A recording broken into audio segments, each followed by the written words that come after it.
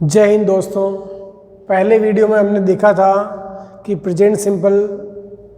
अब हम present continue के बारे में पढ़ेंगे। सबसे पहले आप ये ध्यान दें कि प्रेजेंट कंटिन्यू जो है, जिसको हम प्रेजेंट प्रोग्रेसिव टेंस भी कहते हैं,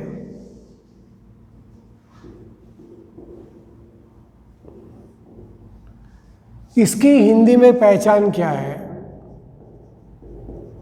हिंदी वाक्यों के अंत में, हिंदी वाक्यों के अंत में रहा है, रही है, रहे हैं आदि शब्द आते हैं।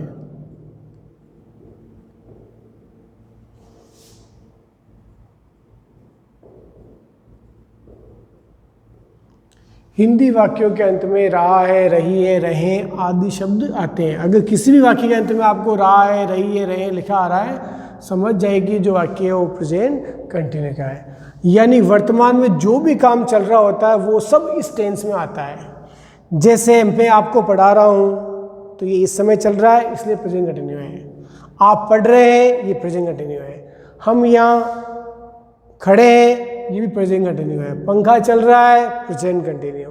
तो जो काम इस समय हो रहा है वो सब प्रेजेंट कंटिन्यू में आता है।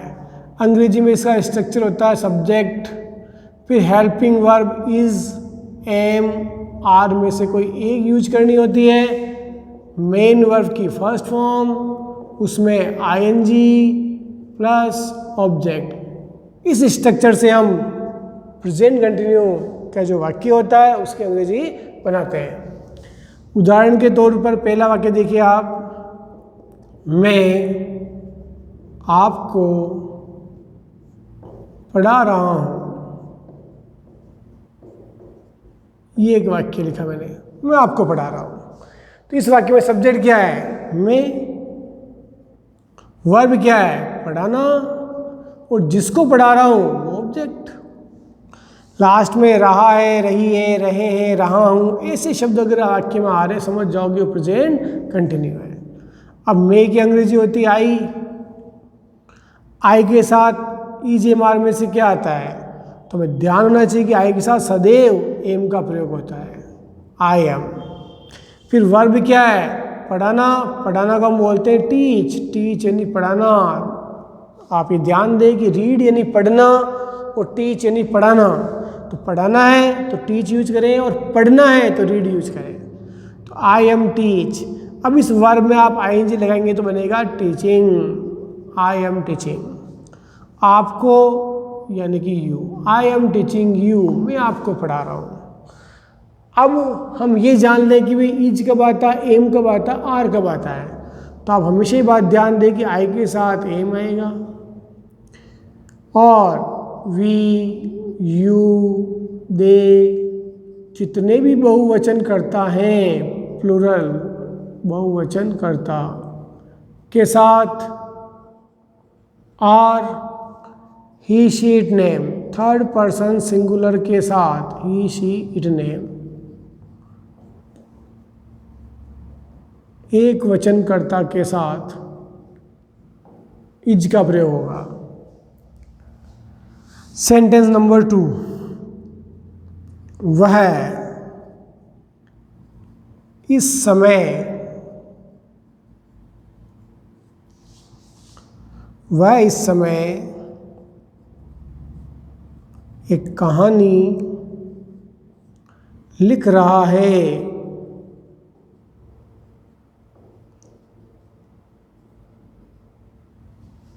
अब वह यानी कि ही यानी वह, सब्जेक्ट लिख दिया आपने।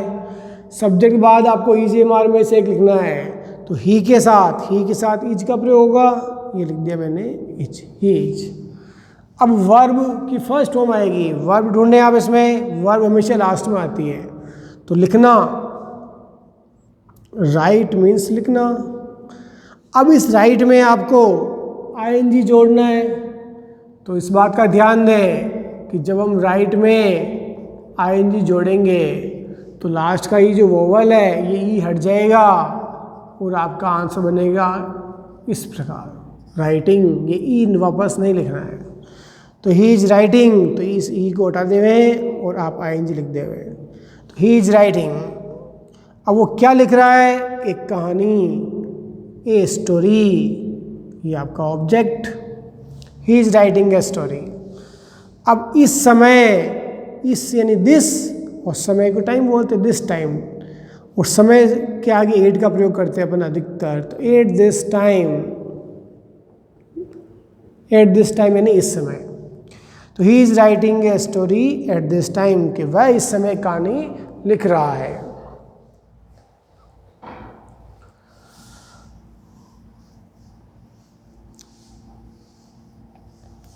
थर्ड सेंटेंस देखिए आप, वे फूल तोड़ रहे हैं।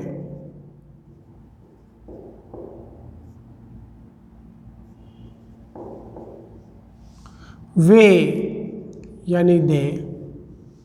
अब दे के साथ क्या आएगा? तो आप ध्यान दें, दे बहुवचन करता है तो आर, दे आर। सब्जेक्ट आ गया दे, ईजीएमआर में से आ गया आर, फिर वर्ब, वर्ब तोड़ना। अब तोड़ने के लिए दो शब्द है, एक तो होता ब्रेक और एक होता प्लक। नाजुक मुलायम चीज तोड़ते हैं तो प्लक आता है, कठोर चीज तोड़ते हैं, कठोर चीज तोड़ना हो तो ब्रेक यूज करेंगे हम। तो अब यहाँ फूल नाजुक चीज है, इसलिए प्लक शब्द आएगा यहाँ। प्लक एक वर्ब है, तोड़ना। आईएनजी लगाए तो आ गया प्लकिंग, तो दे आर प्लकिंग। फूल के लिए आएगा फ्लावर्स, तो दे आर प्लकिंग फ्लावर्स, कि वे फूल तोड़ रहे हैं।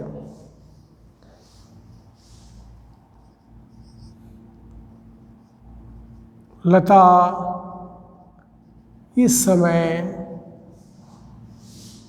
गा रही है।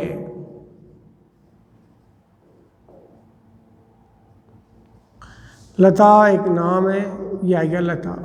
सिंगुलर है, थर्ड पर्सन, तो ईजीएमआर में से ही जाएगा। लता इज, कोई भी नाम आ गया इज का प्रयोग करें, तो लता इज। अब वर्ब है गाना, गाना को बोलते हैं सिंग, सिंग में आई लगाए तो सिंगिंग, तो लता इज सिंगिंग। क्या सिंगिंग हो रही है? तो ऑब्जेक्ट है ही नहीं इसमें। अब डाइड आपका जो बचा है इस समय, इसके लिए आएगा एट दिस टाइम,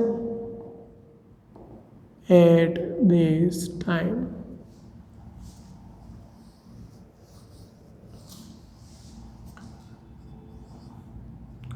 वह आपका इंतजार कर रहा है। वह यानी ही, ईजीएमआर में से एक लेना था, आएगा इज।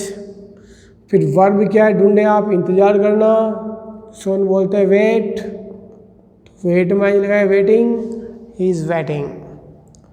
आपका वेट के बाद फोर प्रिपोजिशन आती है, तो वेट फोर यानी किसी का इंतजार करना। आपका है तो you, he is waiting for you, वह आपका इंतजार कर रहा है। आशा है कि आपको ये अफर्मेटिव समझ में आ गया होगा। अब मैं नेगेटिव की ओर जा रहा हूँ, तो आप पहले नेगेटिव समझ लें।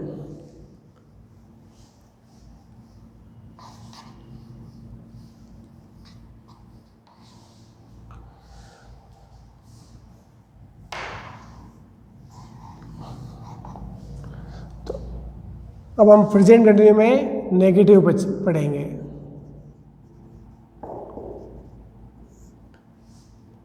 नेगेटिव में क्या होता है?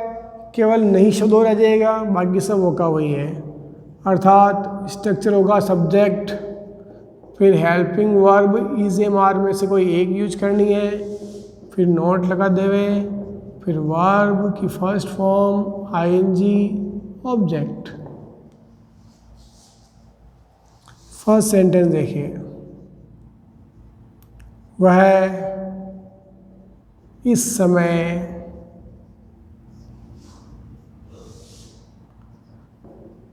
बातें नहीं कर रहा है। यानी वाक्य में वही पहचान है कि राय रही रहे आएंगे, बस नहीं शब्द और आ जाएगा, समझ जाएगी वाक्य जो है वो नेगेटिव है। और इस स्ट्रक्चर को ध्यान रखते हुए वाक्य बनाएंगे हम। वह यानी कि ही के साथ में ई जाएगा, एक जना है तो ई ज़्यादा हो तो आर यूज करें, और आई के साथ में एम का प्रयोग करना है। तो ही इज़ नॉट। फिर वर्ब है बातें करना, से बोलते हैं टॉक, TALK साइलेंट रहता है इसमें, talk. He is not talk, ING लगाएंगे तो talking, he is not talking. इस समय, एट दिस टाइम।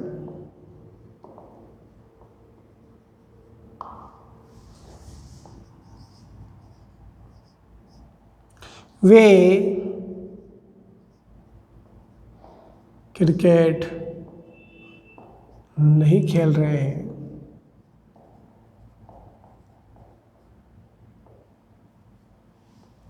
वे यानी कि दे। इज एम आर में से एक, तो दे ज़्यादा लोगों के लिए यूज होता है, प्लूरल है इसलिए आ रहेगा। फिर नॉट लगा हुए, दे आर नॉट। खेलना मतलब प्ले, ING लगाओगे तो प्लेइंग, तो they are not playing. Object क्या है? Cricket. They are not playing cricket.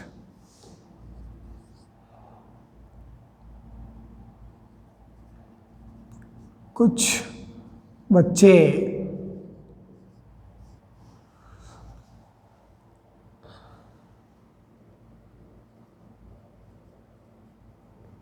शतरंज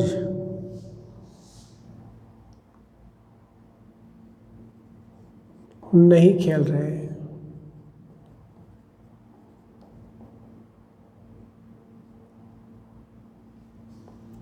कुछ बच्चे यानी कि सम चिल्ड्रन।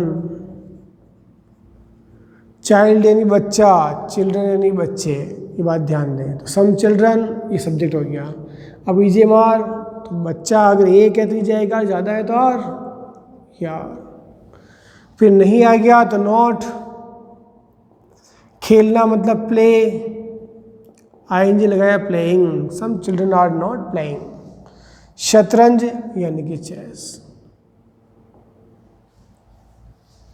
आशा करता हूँ कि आपको नेगेटिव समझ में आ चुका होगा। अब हम इसी का आगे का रूप इंट्रोगेटिव पढ़ेंगे।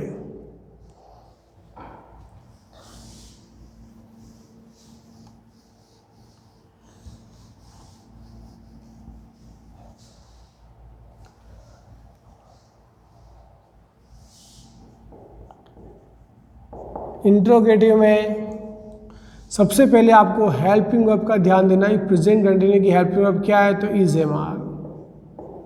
तो इज एम आर में से कोई एक को पहले यूज करना है, बाकी स्ट्रक्चर वो का वही।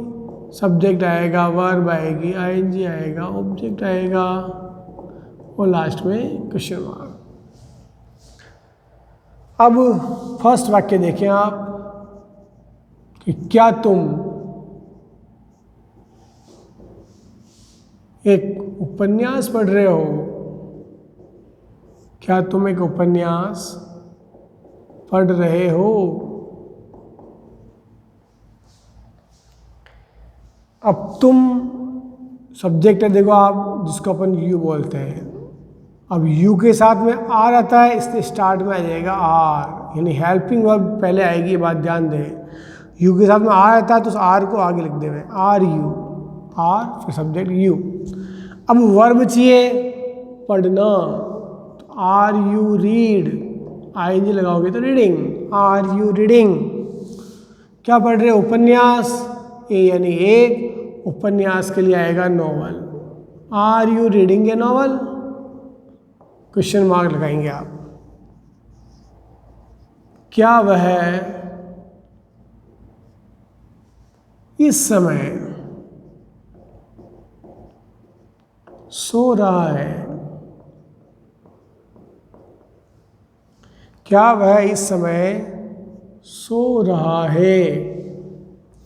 अब वह को अपन बोलते हैं ही के साथ में लगता है इज, इसलिए स्टार्ट में आएगा इज। EJMR में से इज लिख दो, सब्जेक्ट आपका ही आ गया। अब वर्ब ढूंढो, वर्ब है सोना, slip, sleeping, is he sleeping, इस समय, एट दिस टाइम,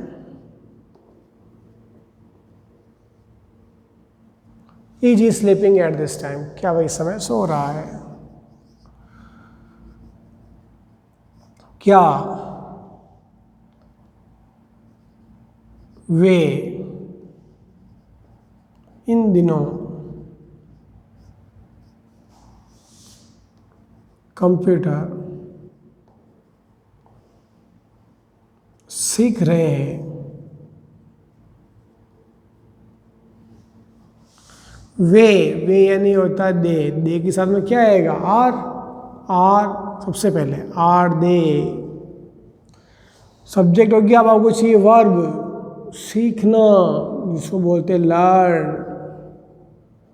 लर्न में आएंगे लर्निंग, आर दे लर्निंग, क्या सीख रहे हैं, computer, are they learning computer. इन दिनों, in these days, in these days,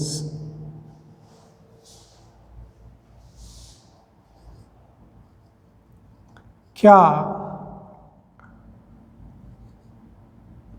वह इस समय एक कहानी लिख रहा है।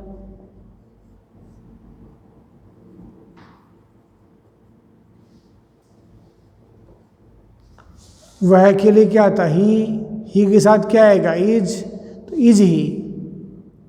फिर लिखना, जिसे हम बोलते हैं राइट, तो राइट में आईएनजी लगा दो, इज ही राइटिंग, एक कहानी, ये आपका ऑब्जेक्ट है, a story, is writing a story, इस समय, एट दिस टाइम,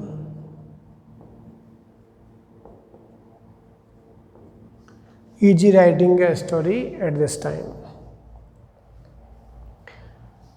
ये आपको समझ में आ गया होगा इंट्रोगेटिव सेंटेंस। अब इसी का एक और रूप आपको पता है कि इंट्रोगेटिव दो प्रकार के होते हैं। ये जो है यस नो टाइप है, क्योंकि इनका जवाब हाँ या ना में दे सकते हो। जैसे आपसे कोई पूछता क्या तुम उपन्यास पढ़ रहे हो, तो आप जवाब दे सकते हो हाँ मैं पढ़ रहा हूँ या नहीं, इसलिए इनको यस नो टाइप कहते हैं। अब हम इंट्रोगेटिव का दूसरा रूप जो कि WH वर्ड है उसके बारे में सीखेंगे।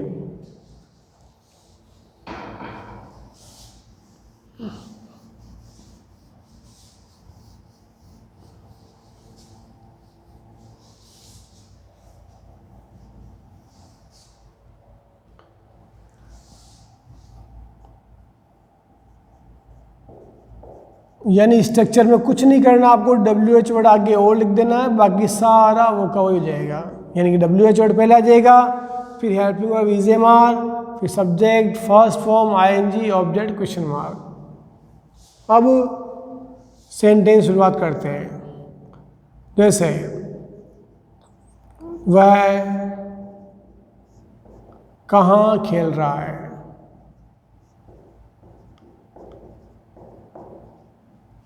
कहाँ मतलब वेयर, WH वर्ड ये आ गया वेयर, वेयर मीन्स कहाँ।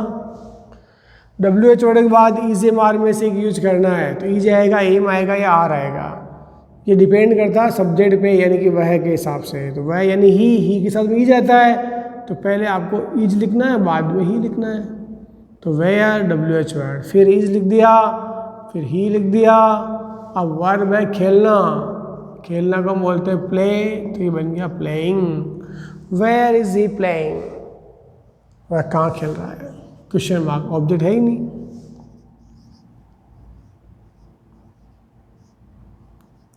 तुम क्या कर रहे हो,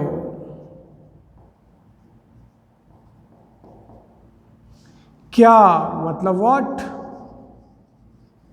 क्या अगर वाक्य के बीच में आया समझ लो कि WH वर्ड है, और क्या अगर वाक्य की शुरुआत में आ रहा है समझ लो कि वो हेल्पिंग वर्ब वाला यानी इज एम आर से ही बनने वाला वाक्य है। तो व्हाट मीन्स क्या, अब सब्जेक्ट है तुम को हम बोलते हैं यू के साथ आता आर, तो ये आएगा are you, what are you.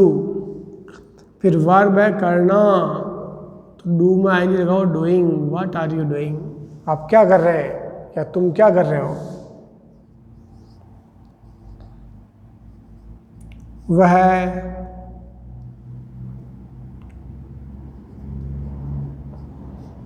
उसे क्यों पीट रहा है, क्यों मतलब वाई। अब इज़ेमार में से एक लेना है, तो ये आएगा इज, क्योंकि हमारा जो सब्जेक्ट है वो है ही, और ही के साथ में इज आता है, इसलिए इज आ रहा है यहाँ, तो वाई इज ही। फिर वर्ब चाहिए पीटना, जिसको अंग्रेजी में बोलते हैं बीट, उसमें आप आईएनजी लगाओगे तो बन गया beating, why is he beating. अब उसे के लिए हम हिम या हर कुछ भी यूज कर सकते हैं, अगर लड़का है तो हिम आएगा, लड़की है तो हर आएगा, तो why is he beating him और हर। और लास्ट में प्रश्नवाचक चिन्ह लगा हुए हैं। आशा है कि आपको ये WH वर्ड समझ में आ चुका होगा। इसी तरह और भी वाक्य बनाए जा सकते हैं। अब मैं आपको अभी तक हमने जो भी पढ़ा प्रेजेंट कंटिन्यूअस के बारे में, उसके एक्सरसाइज दे रहा हूँ। उस एक्सरसाइज को आप पहले सोल्व करें, और उसके आंसर अगर आपको पता करना है तो आप व्हाट्सएप नंबर जो हमारे दे रखे हैं उस पर आप KTSA-E2 लिखकर हमें व्हाट्सएप कर सकते हैं, और एक्सरसाइज के लिए भी आप हमसे कह सकते हैं या पूछ सकते हैं। अभी हमारा एक पार्ट और बाकी इसमें इंट्रो नेगेटिव, तो हम पहले उसको पढ़ लें, उसके बाद आपको मैं एक्सरसाइज दे दूंगा जिसको आप सॉल्व कर लेंगे। तो हम पहले इंट्रो नेगेटिव और पढ़ लेते हैं।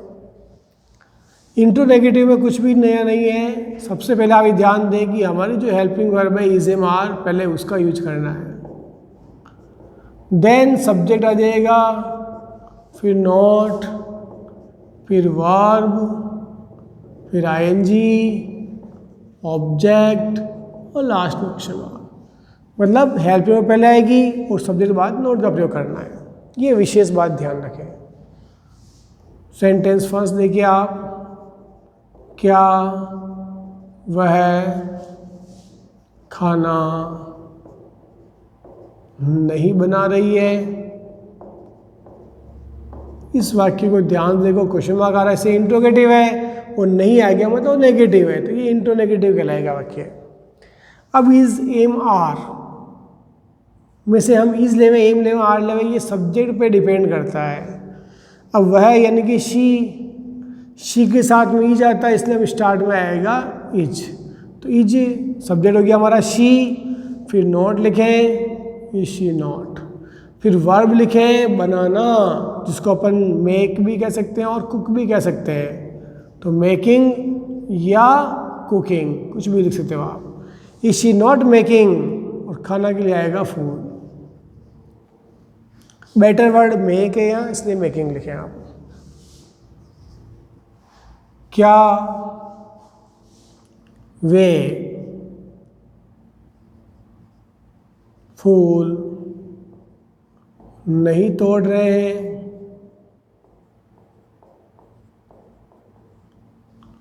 क्या वे यानी दे के साथ आर आता है, इसलिए स्टार्ट में आ जाएगा आर दे नॉट। फिर तोड़ना, प्लक से प्लकिंग, और फूल के लिए आएगा flowers. Are they not plucking flowers.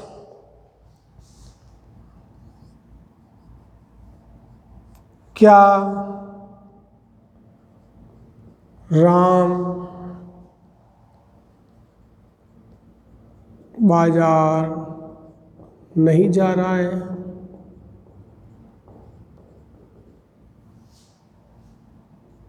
तो राम के साथ क्या आएगा इज, तो स्टार्ट में आ जाएगा इज, फिर आएगा राम, फिर नॉट, इज राम नॉट। फिर वर्ब है जाना, जाना को हम बोलते हैं गो, से गोइंग, इजराम नॉट गोइंग। और स्थान देने का तो टू का प्रयोग करें तो going to market, question mark. तो अब आपको इंटरोनेगेटिव भी आ गया होगा। अब आपको एक्सरसाइज दे रहा हूँ, उसको आप नोट डाउन करें। अब आप ये 15 सेंटेंस जो आपको सामने दिख रहे हैं इनको आप सोल्व करें, और इनमें कोई भी दिक्कत आती है आपको तो हमारे व्हाट्सएप नंबर पर आप संपर्क कर सकते हैं। व्हाट्सएप नंबर में KTSE2 इसका उल्लेख अवश्य करें।